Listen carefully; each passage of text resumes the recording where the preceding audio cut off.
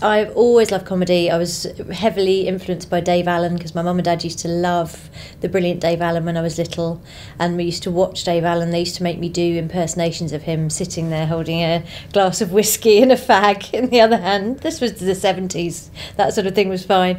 So I always loved comedy, and then I went to university and I did an English degree, and I was in Manchester in the 90s when there was a big comedy scene, so I decided to give it a go and never look back.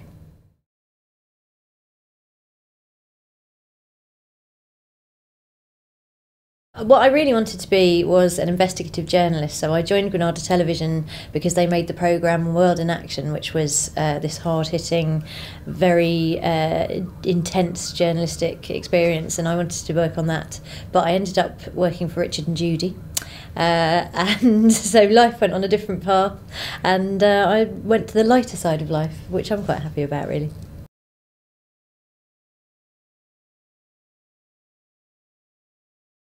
I think there's only one way into stand-up, which is getting up and standing on a stage and being terrified. So people say, oh, you could do comedy courses, or is there a degree that prepares you particularly for doing comedy? And there really isn't. I think it's 99% confidence, 1% sort of talent and craft, really, and that 1% is vitally important, but it is a big confidence trick, really. So I got into it by doing an open spot at a pub called the Burton Arms, which they've now knocked down, not just because it spawned my comedy career, I hope, but so yeah, the Burton Arms in Manchester. I just got up and forced myself to do comedy, and I think that's the only way to do it.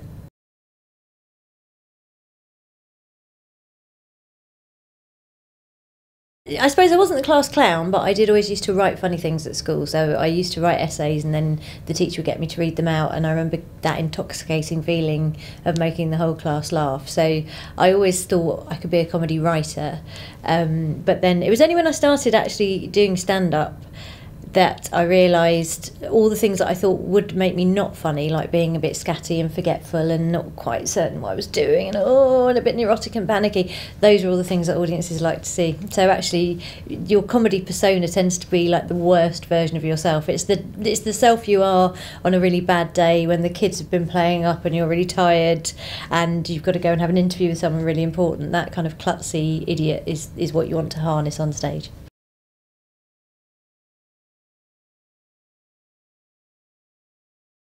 I actually got paid for the first time by a club called Alexander's Jazz Cafe.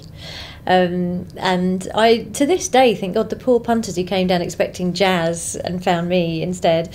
Yeah, they used to run a night called the Comedy Police, which was two guys compared it, dressed as policemen.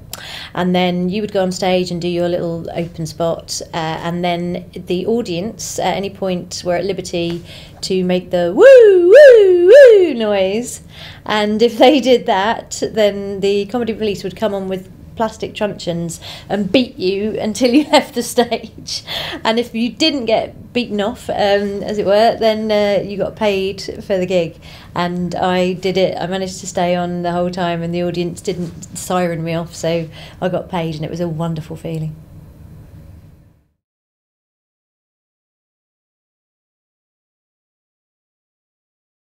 I love writing, I love performing, happy to do either, delighted to do both, really. So actually for me, writing your own stuff and performing it is always a thrill, because you get that immediacy of, you write something in the afternoon, or you're just on the way to the gig and you see something and you go, I wonder if they think that was funny, and then it's only hours later that you get to try it out and see.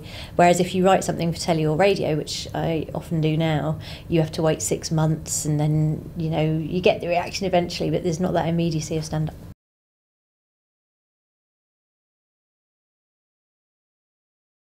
I have written for corporate clients on many occasions, and I love getting a glimpse into a world that isn't mine at all. And so, you'll be sitting with someone and you'll kind of go, so tell me, what's funny about the sewage industry? Okay. I mean, that's a bit of a bad example because there's obviously a rich seam of comedy there. But yeah, people always come to you and they say, oh, our industry's really boring, oh, you're not going to find anything funny about this, oh, we're really dull. And then you sit with them for like 10-15 minutes and you're both in absolute hysterics, because people are funny, life is funny, and in every industry there's always something you can find that often people have become so used to it, they're so inured to it themselves, that it takes someone new coming in to make them realise that actually accountancy is a blooming good laugh.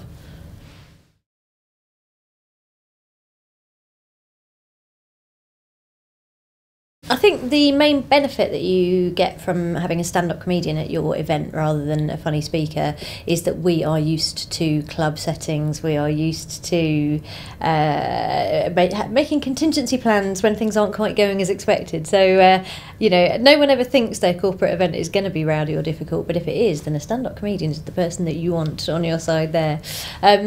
Also, I suppose, stand-up comics can be profound and can have insights. In a way, I think we're like social anthropologists. We are natural observers of human nature, and we spend all our time in different tribes of people watching them and seeing how they react.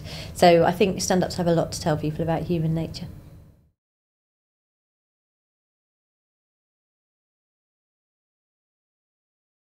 I suppose the biggest challenge for me in corporate bookings is well, I suppose I'm quite giddy and I am quite enthusiastic, and I do sometimes people go, are you faking how excited you are about our award ceremony, because this is sort of quite a dry financial services sector thing, and I'm like, I'm just having a good time. So over enthusiasm, I suppose.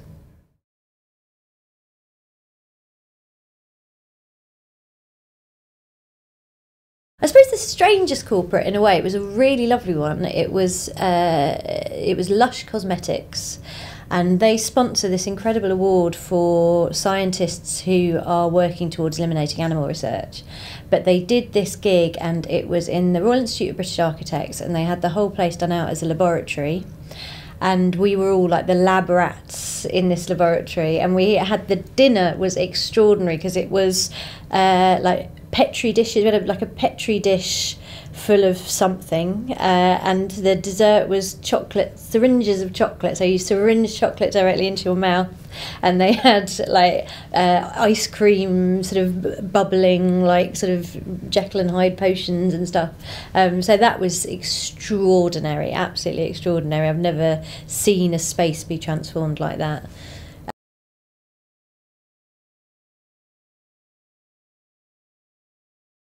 I like to think I fall about halfway between silly and highbrow, middle brow, I suppose. I'm sort of Radio 2 rather than Radios 3 or 4, but I'm not Radio 1. I would describe my comedy really as quite personal, quite chatty. It's an awful phrase, but feel good is, everyone always says it about me, and I've learned finally to accept that, what I really want is to make people have a good time.